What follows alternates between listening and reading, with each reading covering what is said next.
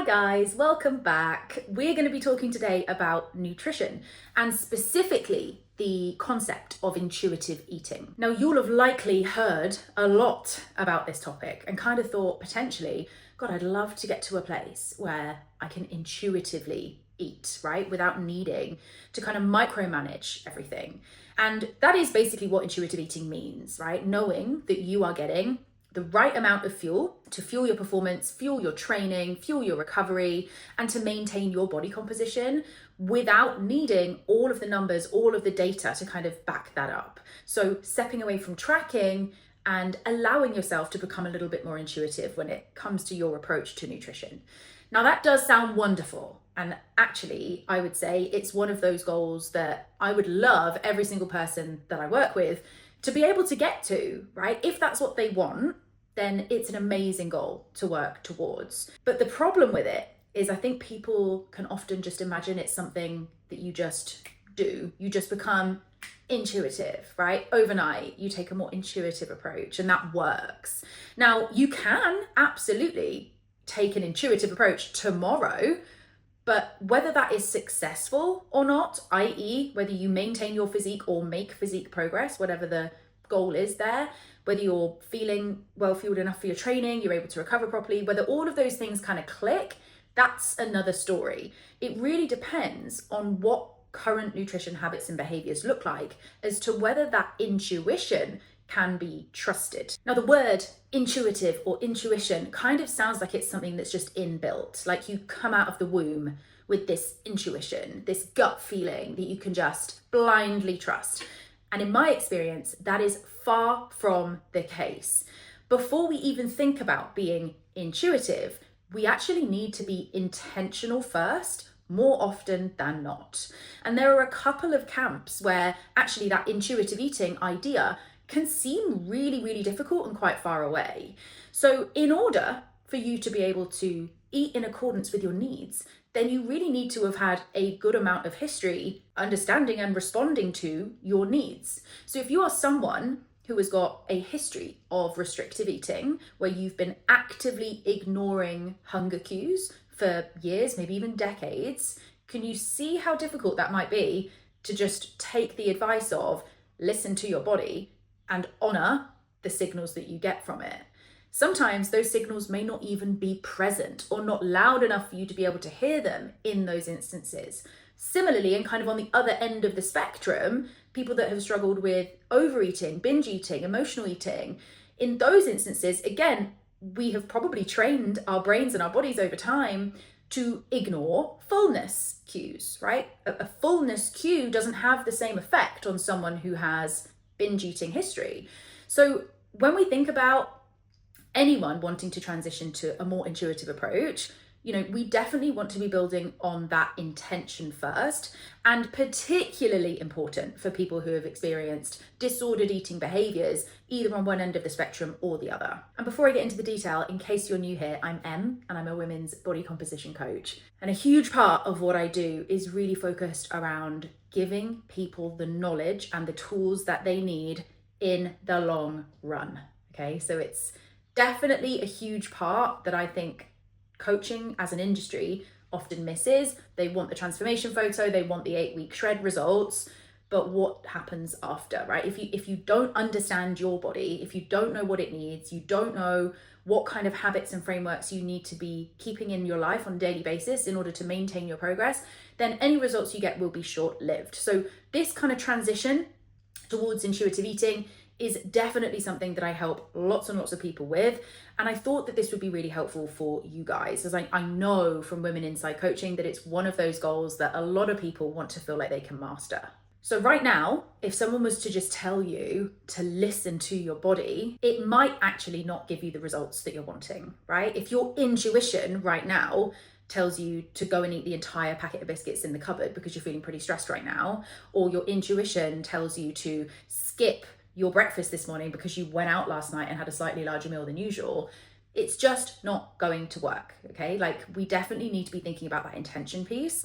And I'm going to break down exactly what I mean by intention. So in my view, I like to look at intentional eating as the scaffolding that we are erecting around our building, that we're trying to kind of build and make good, right? And for me, there are a few kind of pillars to this that I will always come back to. And I can almost say that regardless of the person, these are the most helpful ones in my coaching experience. The first one is regular meal timings.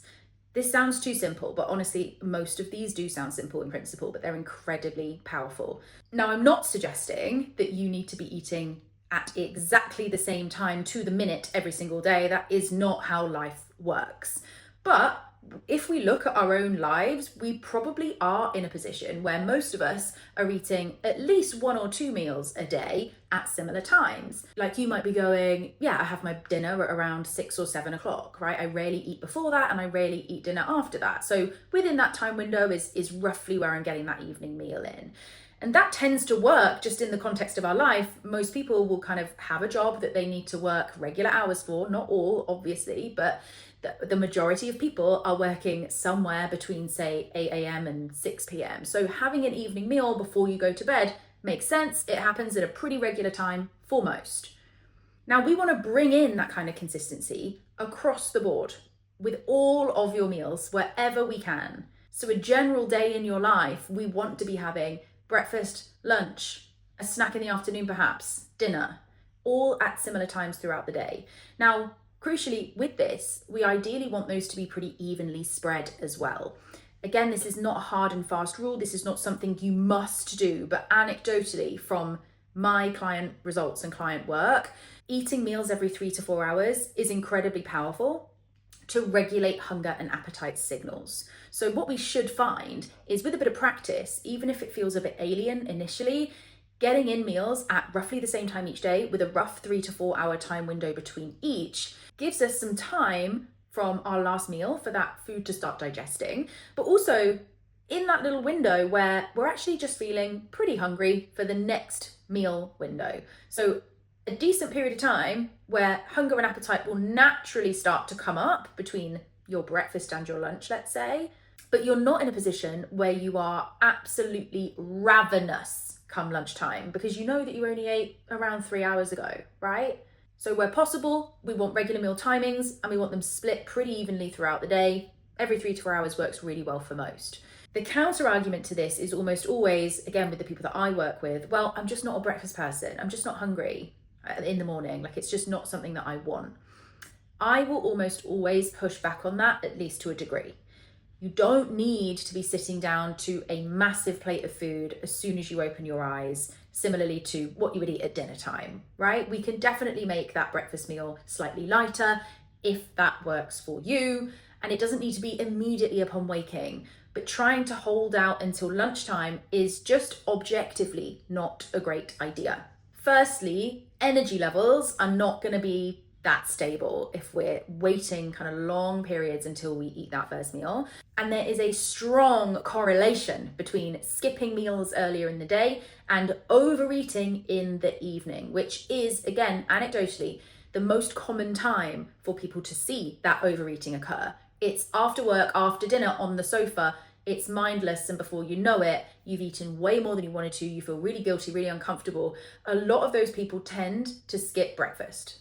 Okay, and that is a strong correlation from what I have seen over the years. So pillar 1, regular meal timings and regular eating windows around 3 to 4 hours. The second is protein and fiber forwards. So building every one of your meals around those 2 macronutrients. So if we can think about getting in a source of protein and a decent source of fiber from fiber-rich carbohydrates or vegetables, fruits, etc., then we're going to be in a really good position for that overall satiety, feeling satisfied after said meal. Now, again, this is important because if you're someone who is a bit of a chronic snacker, grazer, someone who might just grab a little something here, grab a little something there, and kind of graze throughout the day, the problem there is that we're really not experiencing that satisfied feeling often enough. So us trying to learn how to honor hunger and fullness cues becomes quite difficult if we're never really full or satisfied. Now, not only from that satiation point of view and from tuning in to what hunger and fullness really feels like, but it's also just important for general health and performance. If we think about protein, I don't know if we need to bang the drum for protein any more than we already are, frankly. I think people get it. It's good to have a high protein diet for multiple reasons. Holding onto your muscle mass or building muscle mass being a crucial one.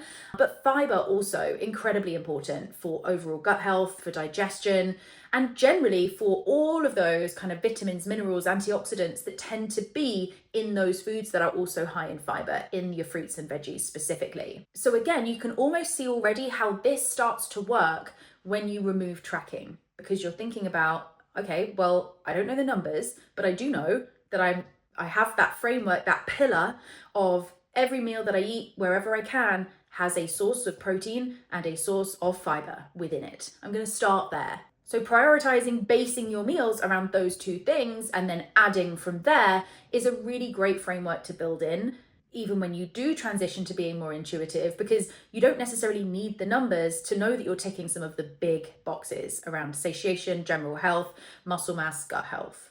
The next is building in some practice around tuning in to that hunger and fullness scale. So this is something that I use in coaching literally on a daily basis, and it's trying to rate our hunger and our fullness using the hunger and fullness scale. Now, there are lots of different variations of this, but the one I use tends to kind of hover between 3 and 7 being the sweet spot. Okay, so when we think about that hunger scale, we have a couple of areas at the bottom and at the top that are uncomfortable. You don't want to be there.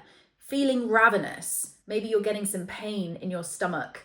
That is not a nice place to be. Equally, having to undo the button on your trousers, feeling nauseous, feeling uncomfortably full, again, not a nice place to be. So we want to think about how we can narrow that spectrum down into that window of kind of 3 to 7. Now, again, if you're coming from a background of either restrictive eating or overeating, it can be difficult to tune into this initially. It will take a bit more practice, but we want to start as often as possible just thinking about where we are on that scale before we sit down to eat. So before you eat that meal, it's in front of you, you're about to tuck in. Where are you sitting? Are you at a 1 or you're at a 3? And again, doing the same thing after. Where am I sitting? Am I at a 7 or am I at a 9? The more you do it, the more you do the reps of really tuning into what that means, what that feels like for you, the better you're going to get at it. It's a bit like training muscles in the gym. And then the final one that I wanted to touch on today is being able to not spiral after one day or a couple of days or a week, frankly, where you've kind of eaten more, eaten off plan, done something different to what you would usually do in the name of fun or celebration or just having some more flexibility in a busy season of life. Now with this one, this can take some trial and error, honestly. Again, depending on the person, their context, their background, it's going to be easier for some to do this kind of thing than others. It just will be. But when we think about, going out for your friend's birthday on a Saturday night, maybe you went out and had dinner, then you had 4 or 5 glasses of wine, maybe a few more than you would usually, maybe you got some chips on the way home, you woke up feeling hungover and bloated and the scale was up by 2 kilos. Honestly, what you do on the Sunday is way more important than what you did on the Saturday. Because what can really often happen is something like that Saturday takes place and then you end up going, oh, well, fuck it. Like, I've completely ruined everything now, so what's the point? Until we start building that trust and that evidence with ourselves, that even after an occasion where things have been a little more fun focused, way less focused on fitness, that we are going to return back to our baseline, the more we do it, the more we trust it, the more it happens. And if you don't spend the time building that back in and kind of taking yourself off of that all or nothing kind of approach, then that transition to intuitive eating is going to be way harder than it needs to be. Now, that is not an exhaustive list. There are definitely more, but I would say they're the most important ones for you to be thinking about if you're someone who's kind of flirting with the idea of becoming a little bit more intuitive with their approach to nutrition. And I do understand the irony here that we're talking about being intuitive, but basically I'm giving you a load of rules, right? And structures. Yes, I understand that. I understand that that feels like a bit of a contradiction, but frankly, without the structured frameworks in the first place, the goal of intuitive just isn't really viable for a lot of people. Again, you might be someone who can just immediately tune in to exactly what their body needs. You have a high level of nutritional IQ. There are things that you just do pretty much on autopilot at this point. You don't really need to overthink it. And if that is the case, amazing for you. And this video probably isn't for you, frankly. But if you are someone who has kind of done the tracking bit for a good long while, they understand what's in food, they have a good understanding of things like portion sizes, but as soon as they take 2-3 days off MyFitnessPal, it is baby out with the bathwater and you feel like you have gone so far off track. This is where those kind of frameworks really do need to be built in first before you can confidently let go of the tracking reins. Now, what you'll find is once you've built those foundations in, once you're eating regularly, the meals that you're eating are most of the time protein and fiber forwards, you're able to not spiral after one day of imperfect eating. And that skill of tuning in to hunger and fullness is something that you are getting much more proficient at. That is when everything shifts. Hunger and appetite becomes way more predictable. And actually, the signals that you get from your body become so much more trustworthy. There's something that you want to listen to, and you know that you can respond accordingly. You know that it's coming from a place of, this is what I need, rather than an emotional or stress response or self-sabotage type response. It's not coming from a restrictive brain or a rebellious brain, right? And this is really cool, honestly, because you can see it happen across multiple different layers. It might be that you finish a workout and you feel a little bit shaky. Rather than going, oh God, what's wrong with me? You kind of look at that and go, interesting, maybe I left that gap a little bit too long between breakfast and training. Next time, I'm going to pack a little pre-workout snack in my bag.